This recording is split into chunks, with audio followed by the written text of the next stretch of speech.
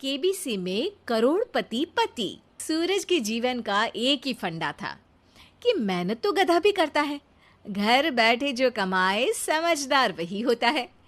इसीलिए उसने कभी नौकरी ही नहीं ढूंढी। इस बात से हालांकि उसकी पत्नी शिखा बिल्कुल भी अग्री नहीं करती थी, पर फिर भी सूरज को समझाना बेकार था। टीवी में कैसे बनोगे करोड़पति का ऐड देखकर उसे लगा कि बस अब तो घर बैठे ही वो करोड़पति बन सकता है, और उसके पीछे उसने अपने सारे सोर्सेस एक्टिव कर दिए।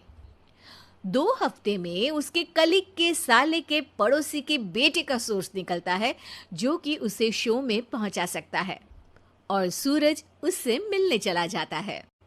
अच्छा, तो हमें मुकेश जी बता रहे थे कि आप हमें शो में पहुंचा सकते हैं। हाँ, उसमें कोई तकलीफ नहीं है। मैं कल अगर कोशिश करूँ तो इसी महीने में आपका नंबर आ जाएगा। अरे ये तो बहुत बढ़िया हो गया। अच्छा, वो सिलेबस और क्वेश्चन पेपर का कोई जुगाड़ है क्या? हैं? उसका तो कोई जुगाड़ नहीं है। तो वो वाकई में कुछ भी पूछ सकते हैं? हाँ, वो तो बच्चन जी पर है, जो पढ़ते हैं वो पूछ लेते हैं। पहली कोशिश फेल होने पर अब सूरज के सामने एक बहुत बड़ा सवाल था कि आखिर जवाब कहाँ से लाए। तब शिखा ने एक सजेशन दिया, क्यों ना सूरज अपने चचेरे भाई सुमित से मदद मांगे, जो कि यूपीएससी की तैयारी कर रहा था।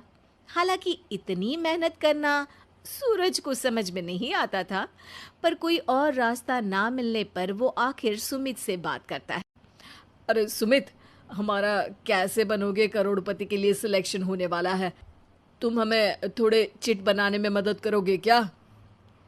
अरे भैया, चिट बनाए तो सालों हो गए, उसमें हमारा एक्सपर्टीज नहीं है। बल्कि आप बोलो तो हम आपकी पढ़ने में जरूर मदद कर सकते हैं। हट, कैसी अनाप शराब बातें कर रहा है तू।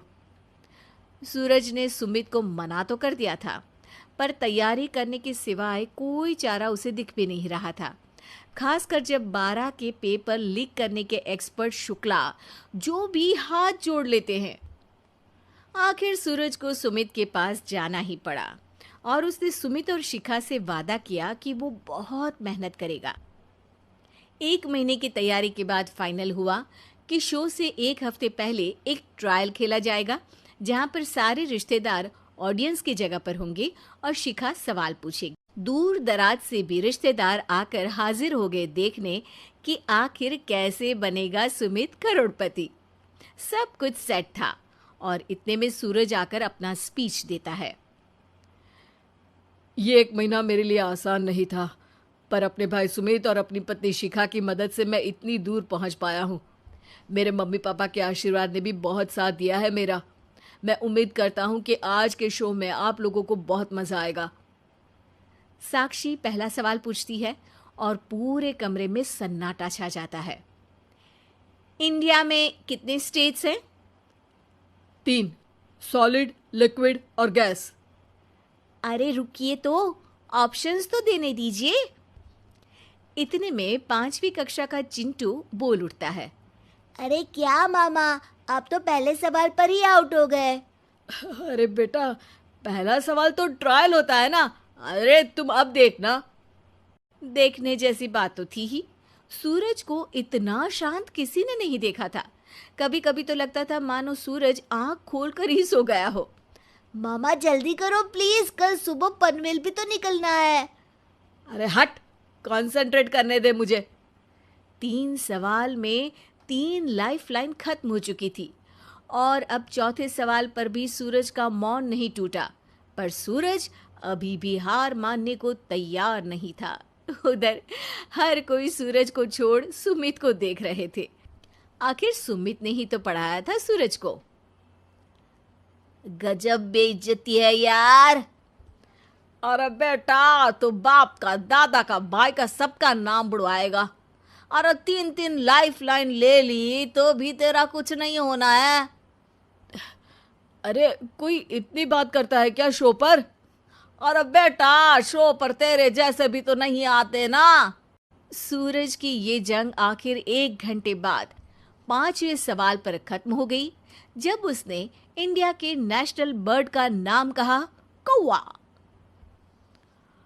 अरे बेटा, मजा तो बहुत आया, बस थोड़ा टाइम पर खत्म होता तो आनंद भी आ जाता। ताने बारिश के बूंदों की तरह बरस रहे थे और सूरज को भी समझ आ रहा था कि ये करोड़पति बनना शायद उसके बस के बाहर की बात है। पर वो आखिर ये बात मान कैसे लेता? वो सख्त लौंडा जो ठहरा, उसने सोचा कि बेइज्जती तो हो ही चुकी है, पर अगर मैं हार नहीं मानूं तो शायद कुछ हो सकता है। शिखा, तुम देखना, असली शो में आग लगा दूंगा, आग। करोड़पति बनूंगा मैं। हाँ, सब्जियां खत्म हो गई है घर पे, ले आओ। पहले पति बन जाओ, फिर करोड़पति बनना। अरे गजब बेइज्जती है यार।